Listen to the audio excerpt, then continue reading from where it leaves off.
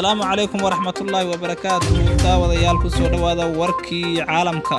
qodobada aad ku maqli doontaan waxa kamid ah diyaarad sidii qalab caafimaad oo soo gaartay magaalada Muqdisho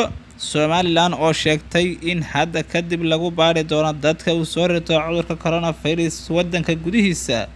wariye ka shaqeynayay ilaacada goobjoog oo lagu xiray magaalada Muqdisho qodobada wararka dibadda aad ku maqli doontaan waxa kamid ah dadka u dhimanaya cudurka coronavirus ee Mareykanka oo sii kordhay waa maalinimo talaada 14ka bisha Abriil sanadka 2020 daawadayaal ku soo dhawaada warkii oo dhan aan ku bilownay dawladda Imaaraadka Carabta ayaa Muqdisho u soo dirtay diyaarad sida agab caafimaad oo loogu talagalay cudurka coronavirus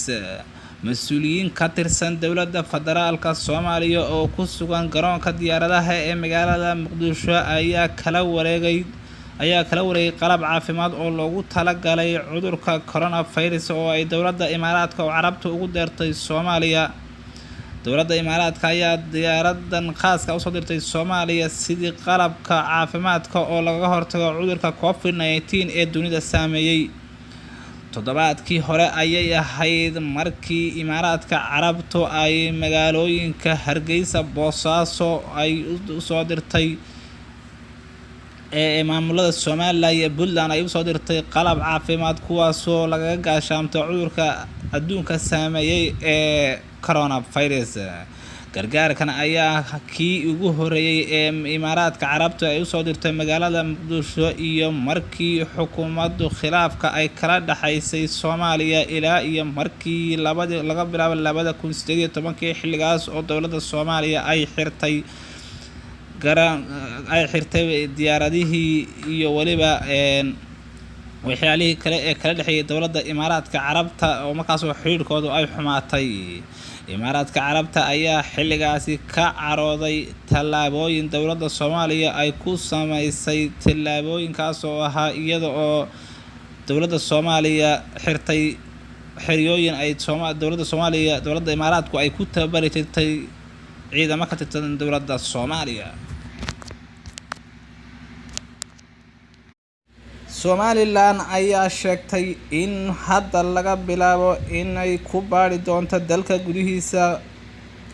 dadka laga helay cudurka COVID-19 wasiirka wasaaradda warfaafinta ee Somaliland Salebaan Yuusuf Cali Koore oo jijiraad ku qabtay caasimadda Somaliland ee Hargeysa ayaa sheegay in maanta laga bilaabo in dalka gudihiisa lagu baari doono qofka looga shakiyo cudurka coronavirus Somaliland ayaa ku dhawaaqday tallaabadan kadib markii maalin hore uu madaxweynaha Somaliland shaaciyay in uu soo gaari doono qalabka lagu baaro cudurka adduunka saameeyay ee COVID-19 waa tallaabo loo baahnaa in Somaliland ay ku dhaqaaqdo ayuu yiri wasiirka warfaafinta Somaliland Salebaan Yuusuf Cali Koore oo warbaahinta kula hadlay magaalada Hargeysa ee caasimadda Somaliland ayaa dadka cudurka laga helay ilaa hadda waxay maraysaa 5 ruux halka dawladdu ay sheegtay dad looga shakiisan yahay inay ku jiraan magaalada ciidamada booliiska Soomaaliya ayaa xabsiga u taxaabay wariye ka tirsan ilaacada goobjoog FM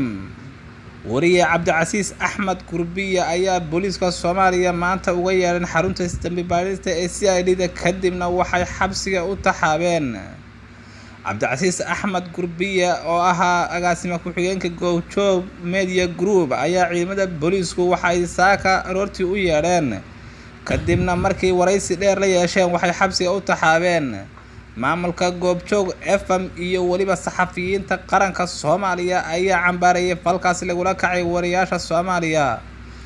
bilihii la soo dhaafay ayaa ciidamada booliiska Soomaaliya lagu eedeeyay inay caburin ku hayaan saxaafadda halka hay'adda xuquuqda aadamaha u dooday Amnesty International ay horey u sheegtay inay aad uga xuntay tacadiyada lagu hayo wariyaasha Soomaaliyeed imikana akhbaaraadkii dibadda iyo wariye Abubakar xaaladii u dambeysay ee dalka Mareykanka ee coronavirus iyo xaaladii u dambeeyay dalka Mareykanka wuxuu gaaray 587,173 kiis oo ah dadka soo ritay cudurka coronavirus. ilaa hadda waxay gaartay dhimashada 23,644. ilaa hadda dadka ka soo kacay oo ka biskooday cudurka tiradooda waxay gaartay iyagana 36,948. dalka Mareykanka wuxuu hogaaminayaa kaalinta koowaad ku jira adduunka dhan dalka ugu kiisaska badan. waxaa kaalinta labaad ku jira dalka Spain oo Mareykanku uu ka badan yahay dhowr boqol oo kun. waa hagaag daawadayaal, guud ahaan intaa ayaan kusoo gabagabaynaynaa warkii caalamka oo aad ka daawanayseen channelka Abshir Joker. waxaan idin leenahay nabadiino, fadlan gambaleyrka furo, subscribe na saar si aad marba u heshid warar xaqiiqda ku saleysan. nabadiino.